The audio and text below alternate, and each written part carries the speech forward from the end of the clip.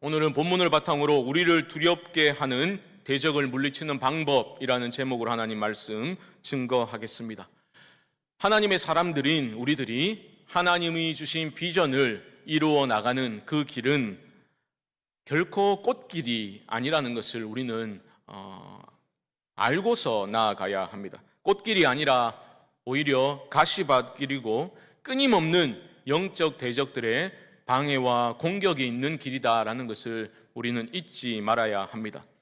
그런 싸움에서 이기기 위해서는 우리는 먼저 적들의 공격법이 무엇인지를 좀 알아야 되겠습니다.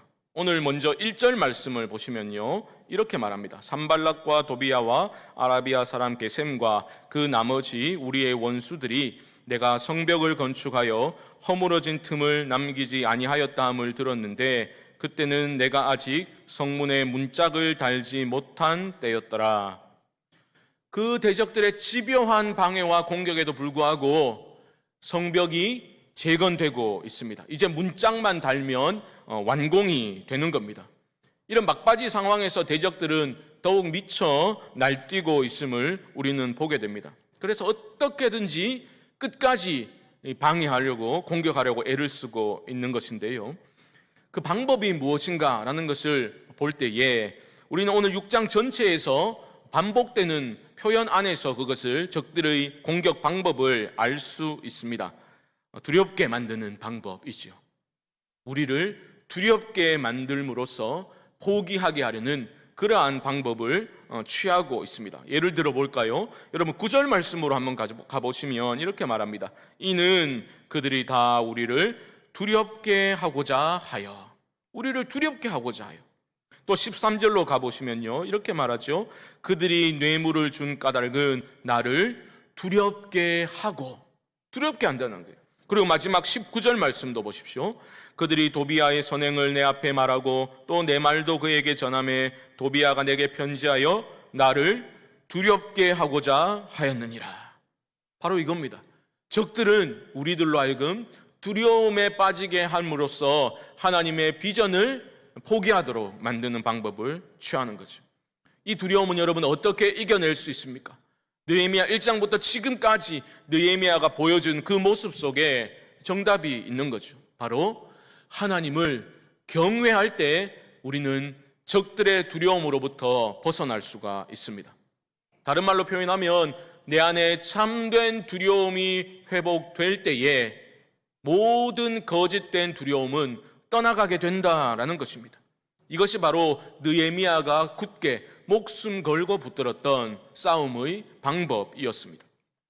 자, 대적들이 어떻게 공격하는지를 한번 살펴볼까요? 먼저 그들은 느헤미야를 암살하고자 하는 계략을 꾸미게 됩니다. 2절 말씀 보시면요, 산발락과 게셈이 내게 사람을 보내어 이르기를 오라 우리가 오노 평지 한 촌에서 서로 만나자 하니 실상은 나를 해하고자 함이었더라.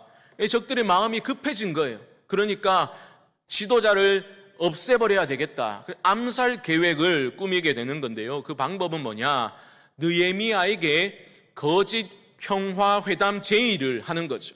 그리고 오노로 내려와서, 평지 한 촌으로 내려와서 우리 대화 좀 해보자라고 거짓으로 평화회담을 제의한 겁니다. 그런데 느헤미야는 그들의 의도를 꿰뚫어 보았죠. 그래서 즉각적으로 단호하게 대적들의 제안을 거절하고 있습니다. 3절 보시면 내가 곧 그들에게 사자들을 보내어 이르기를 내가 이제 큰 역사를 하니 내려가지 못하겠노라. 어찌하여 역사를 중지하게 하고 너희에게로 내려가겠느냐 하매. 보십시오. 적들의 그 계략을 분별하고 꿰뚫어보고 거절하고 있는데, 여기서 우리는 무엇 때문에 그리할 수 있었는지를 보아야 합니다. 느헤미야는 한마디로 하나님의 약속의 말씀에 사로잡혀 있었다는 거죠. 하나님 주신 사명에 붙들려 있었다는 거죠. 이렇게 되면 어떤 일이 일어나느냐 하면 삶에서 우선순위가 무엇인지를 놓치지 않을 수 있는 겁니다. 그래서 이 큰 일, 하나님 주신 일이 있는데 내가 어찌 이 일을 멈추고 너희하고 대화하러 내려가겠느냐, 그런 일 없다라고 거절할 수 있었던 겁니다. 여러분, 영적인 리더는 늘 하나님의 말씀에 깊이 침잠하는 삶을 사모하고 추구해야 하는 거죠. 그럴 때에 하나님이 하라 하신 일, 교회의 사명, 본질적인 일에 집중할 수가 있는 겁니다. 여러분, 목회자가 그리할 수 있도록 여러분들이 기도로 협력하고 또 공동체의 여러 사역들을 여러분들이 분담해 주셔야 합니다. 목회자뿐만이 아닙니다. 리더들이, 교회의 리더들이 비본질적인 일들에 얽매여서 우리의 시간과 물질과 에너지를 쏟아붓게 된다면 교회 공동체는 약화될 수밖에 없는 거죠. 제가 몇 달 전에 우리 중직 임직자 교육을 하면서 그런 부탁을 드린 기억이 납니다. 여러분, 내가 교회를 위해서, 내가 이제 중직이 되었으니 교회를 위해서 무엇인가 대단한 일을 하려고 그렇게 애쓰지 마십시오. 무엇보다 먼저 여러분들이 예수님을 사랑하시기 바랍니다. 그런 부탁을 드렸어요. 먼저 내가 예수님을 사랑하고 말씀을 사모하고 말씀의 은혜를 갈망하면서 또 예배드리기를 기뻐하고 내가 좋은 신앙인이어야 좋은 리더가 될 수 있는 거죠. 말씀에 내 존재의 뿌리를 내리고 내 삶의 인생의 방향키를 하나님의 말씀에 맞추고 있을 때에 우리는 대적의 그 관계도 깨뜨릴 수가 있게 되는 것이죠.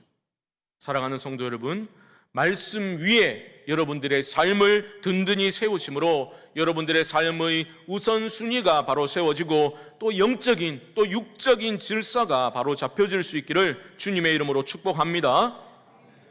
느헤미야가 단호히 거절하니까 이들은 그래도 포기하지 않고 똑같은 제의를 반복하고 있습니다. 4절 말씀 보십시오. 4절입니다. 그들이 4번이나 이같이 내게 사람을 보내되 나는 똑같이 대답하였더니, 영적인 대적들은 집요하게 달라붙는 거죠. 예수님을 광야에서 시험했던 마귀도 떠났지만 잠시 떠나니라 성경은 알려주고 있죠. 마귀가 한번 거절당했다고 아이고 신뢰 많았습니다 이러고 떠나가겠습니까? 아니죠. 계속해서 집요하게 포기하는 법이 없는 거죠. 그런데 느헤미야는 그 말씀의 중심을 두고 있었기 때문에 똑같은 제의를 똑같이 거절할 수 있었고 끝까지 이겨낼 수 있었던 겁니다. 첫 번째 계략을 그렇게 무력화시켰습니다.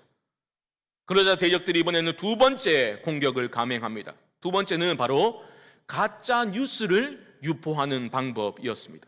5절 말씀 보십시오. 산발랏이 다섯 번째는 그 종자의 손에 봉하지 않은 편지를 들려내게 보냈는데, 여러분 그 당시에는 편지를 봉하게 임봉하게 되어 있었는데 봉하지 않은 채 편지를 보냈다라는 것은 무슨 의도입니까?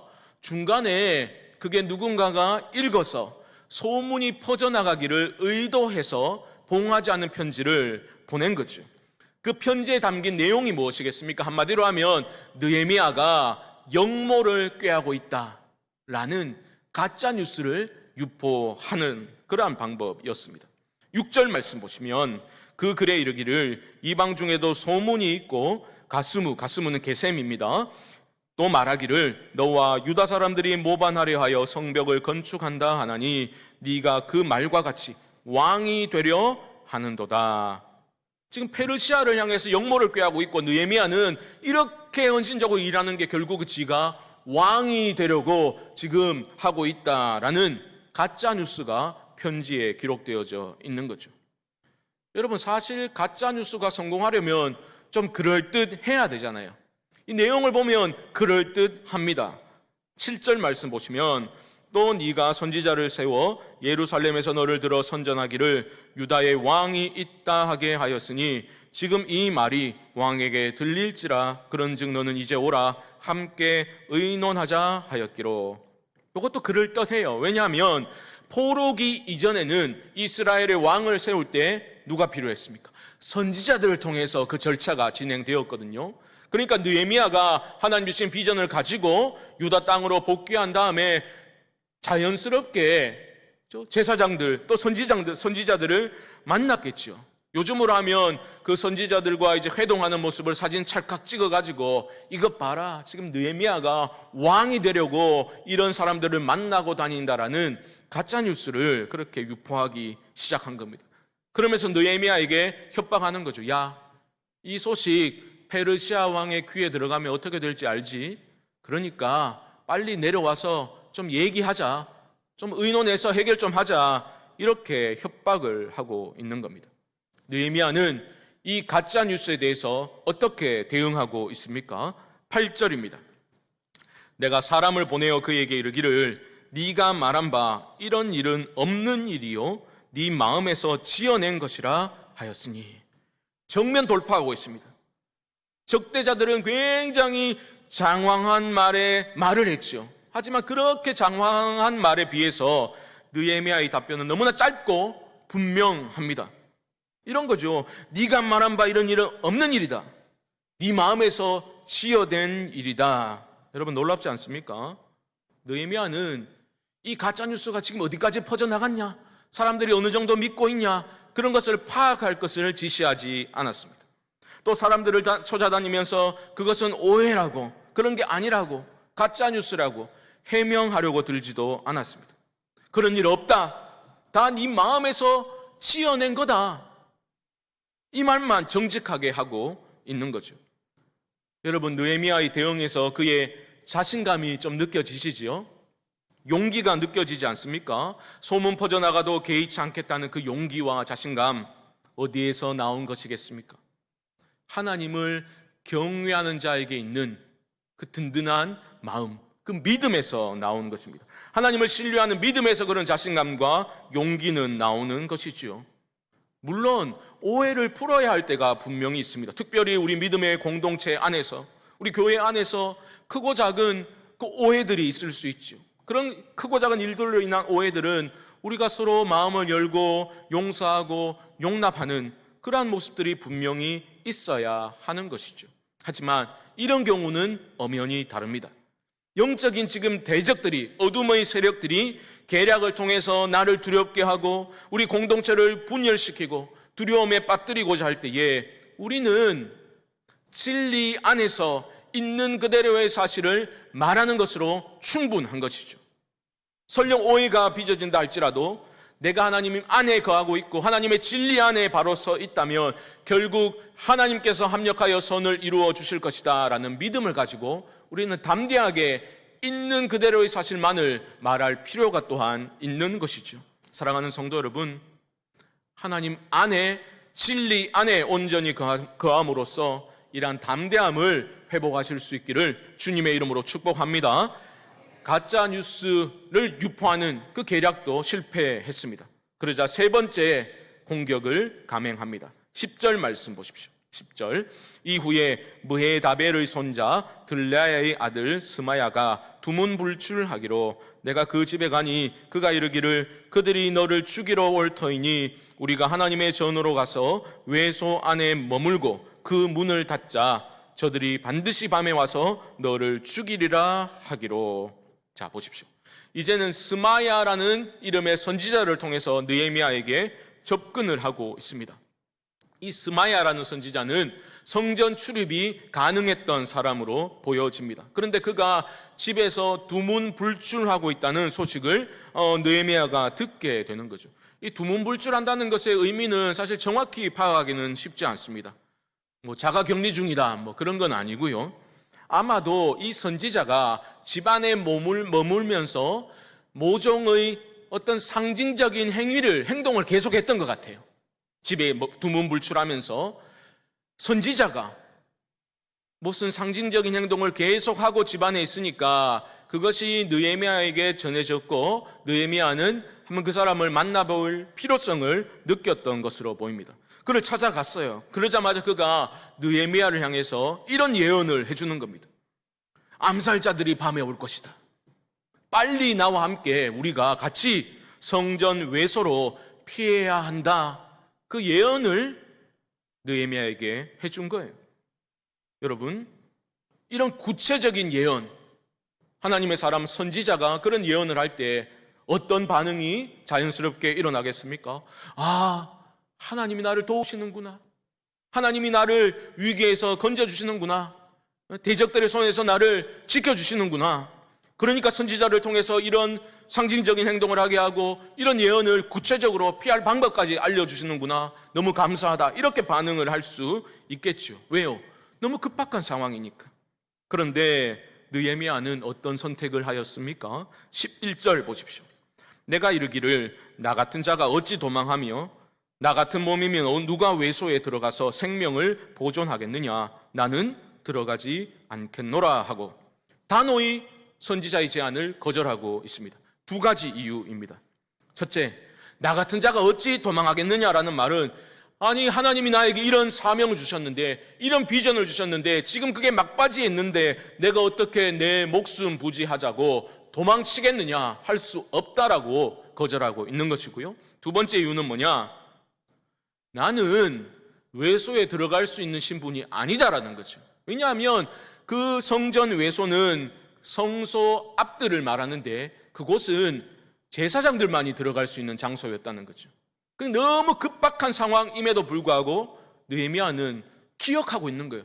하나님의 율법이 금하신 일은 하지 않겠다라는 그 말씀의 뿌리를 내리고 있는 그 모습을 보여주고 있는 거죠.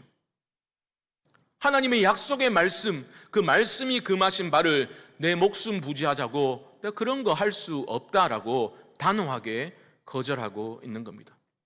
여러분, 이 일이 지금 나무 일이니까 뭐 당연하지, 말씀 지켜야지 이런 생각이 들 수 있겠지만 이게 생각보다 쉽지 않죠. 우리는 얼마나 자주 상황 논리에 떠밀려서 그렇지, 뭐 이런 상황이면 어쩔 수 없지, 어떻게 그렇게 하겠어, 자연스럽게 당연히 이렇게 해야지, 상황에 떠밀려서 그렇게 말씀을 잊은 채 선택하고 결정할 때가 있지 않습니까? 그런데 여러분, 기준이 무너지면 모든 것이 무너지는 겁니다. 당장 눈앞의 문제가 해결되는 것처럼 보일지 몰라도 궁극적으로 여러분, 상황이, 우리가 처한 삶의 상황이 하나님의 말씀을 삼켜버리게 되면 성도의 삶은 무너지고 맙니다. 느헤미야는 말씀에 깊이 침잠해 있었던 말씀의 사람이었습니다. 그 안에 말씀이 있었기 때문에, 그의 중심이 말씀에 있었기 때문에 이런 위기를 극복할 수 있었던 거죠. 우와, 하나님이 나에게 이렇게 도와주시는구나. 그게 아니라 하나님 말씀이 금하신 일, 내가 내 목숨이 걸려 있더라도 할 수 없다라고 단호히 거절해 버렸던 겁니다. 보십시오, 여러분. 말씀을 기준으로 그 대적의 제안을 거절하자 느헤미야에게 깨달음이 찾아오고 있습니다. 12절 보십시오. 12절. 깨달은즉 그는 하나님이 보내신 바가 아니라 도비야와 산발랏에게 뇌물을 받고 내게 이런 예언을 함이라. 여러분, 순서를 보셔야 돼요. 내가 다 깨닫고 아이고 저놈들이 이렇게 했구나 다 깨닫고 거절한 것이 아닙니다. 하나님의 말씀을 붙들고 다 깨닫지 못했지만 하나님 말씀이 아니다 하시면 아닌 것으로 믿고 결단하였을 때 깨달음이 후에 찾아오게 된 거죠. 13절에 가서야 느헤미야는 그들의 의도를 파악하게 됩니다. 13절 보시면 그들이 뇌물을 준 까닭은 나를 두렵게 하고 이렇게 함으로 범죄하게 하고 악한 말을 지어 나를 비방하려 함이었느니라. 그 거짓 예언의 목적이 뭐라고요? 그 말 듣고 진짜 성전 외소로 도망쳐버리면 삽시간에 이런 소문이 나는 거. 저것 봐라 저것 봐라. 지도자라는 사람이 자기 목숨 구하고자 율법이 명백히 금하고 있는 그런 행동을 하고 있냐, 저런 사람 믿고 우리가 어떻게 따를 수 있겠냐, 그런 비방의 소리들이 높아져 가겠죠. 결국은 공동체의 분열이 찾아오게 될 것입니다. 여러분, 다시 한번 강조드리지만 느헤미야가 적들의 계략에 넘어가지 않을 수 있었던 것은 그가 말씀의 뿌리를 내리고 있었기 때문입니다. 느헤미야의 그 내면의 중심에 하나님의 말씀이 있었다고요. 말씀 안에서 날마다 하나님의 음성을 듣고 그 음성을 기준으로 선택하고 결정하는 훈련이 계속해서 있었기 때문에 이런 급박한 상황 속에서도 말씀을 붙들고 그 위기를 넘길 수 있었던 겁니다. 느헤미야와는 대조적인 인물이 한 명 떠오르지 않습니까? 바로 사울 왕이지요. 하나님 음성 듣고 청종해야 되는데 사울 왕은 어떻게 행동합니까? 적들이 쳐들어온다는 소식을 들었습니다. 그런데 사무엘은 오지 않고 있습니다. 그러니까 그는 어떻게 합니까? 그 상황 논리에 굴복해서 상황에 떠밀려서 왕으로서는 해서는 안 될 그런 제사를 자기가 드려버리고 말았던 거죠. 어리석은 선택을 한 겁니다. 상황이 말씀을 삼켜버리니 그런 어리석은 선택을 하고 결국 사울은 무너졌던 겁니다. 사랑하는 성도 여러분, 주님의 이름으로 권면드립니다. 범사에 하나님께 여쭈어 보십시오. 범사에 하나님의 뜻과 말씀을 기준으로 삼아 선택하시고 결정하는 그러한 훈련을 계속해서 해나가실 수 있기를 주님의 이름으로 축복합니다. 오늘 본문을 통해서 적들이 사용했던 그런 전략은 바로 느헤미야와 그 유다 공동체를 두려움에 빠뜨리려는 그러한 전략이었습니다. 그래서 그들은 거짓으로 평화회담 제의를 하였고 가짜뉴스를 유포하였고 뇌물로 선지자까지 매수해가지고 가짜 예언을 하도록 했던 겁니다. 그런데 그 모든 계략들을 느헤미야는 파하고 맙니다. 바로 그가 하나님의 말씀에 침잠하여 있었기 때문에, 그 말씀을 기준으로 모든 상황을 분별하고 꿰뚫어 보았기 때문에 이겨낼 수 있었던 겁니다. 영적 분별력이 있었다라는 말입니다. 여러분, 영적 분별력은 그냥 그저 생기는 것이 아닙니다. 우리가 말씀 안에서 하나님을 깊이 만날 때에 우리는 하나님이 어떤 분이신지를 깨달을 수 있게 됩니다. 하나님이 어떤 분인지를 우리가 깨닫게 되면 우리는 그 하나님을 경외하지 않을 수 없습니다. 그 하나님을 신뢰하지 않을 수가 없는 거죠. 하나님을 경외할 때 우리 안에 참된 두려움이 회복되는 거죠. 그때 우리는 대적들이 주는 그 거짓된 두려움을 이겨낼 수 있는 겁니다. 참된 두려움이 우리 안에 회복될 때에 거짓된 두려움은 물러가게 되는 것이죠. 사랑하는 성도 여러분, 그러므로 하나님의 진리의 말씀을 가까이 하시고 말씀을 읽고 묵상하고 말씀이 선포되는 그 자리를 사모하시고 말씀을 마음에 새기고 여러분들의 삶의 현장으로 나아가실 수 있기를 바랍니다. 말씀이 여러분들의 내면을 가득 채우고 말씀이 여러분들의 삶을 다스릴 때에 승리의 삶이 활짝 열린다라는 것을 여러분 믿으실 수 있기를 바랍니다. 특별히 어려울 때에 아이고 내가 지금 힘들어 죽겠는데 무슨 말씀이야 무슨 기도야 그런 게 아니라 어려울 때에 오히려 더욱더 하나님의 말씀을 붙드실 수 있기를 바랍니다. 단순히 형식적으로 읽는 것만으로는 부족합니다. 여러분 믿으셔야 돼요. 이 말씀 안에 생명이 있고 복이 있다는 것을 여러분 믿고 하나님의 은혜를 간절히 사모하는 마음으로 말씀을 대하실 수 있기를 바랍니다. 바로 그때에 나와 함께 하시고 여전히 우리를 붙들고 계시는 임마누엘의 하나님을 보게 될 줄 믿습니다. 그때 우리의 기도가 터져 나오게 되는 거예요. 여러분 믿음 없는 기도가 힘이 없는 거죠. 말씀 안에서 하나님 만날 때 우리의 기도가 터져 나옵니다. 믿음의 기도가 터져 나오는 거예요. 느헤미야가 바로 그런 기도의 모습을 보여주었지 않습니까? 9절 하반절 보십시오. 9절 하반절 이제 내 손을 힘있게 하옵소서 하였노라. 놀라운 기도입니다. 여러분 느헤미야는 두려운 상황 속에서 그렇게 기도했습니다. 이제 내 손을 힘있게 하옵소서.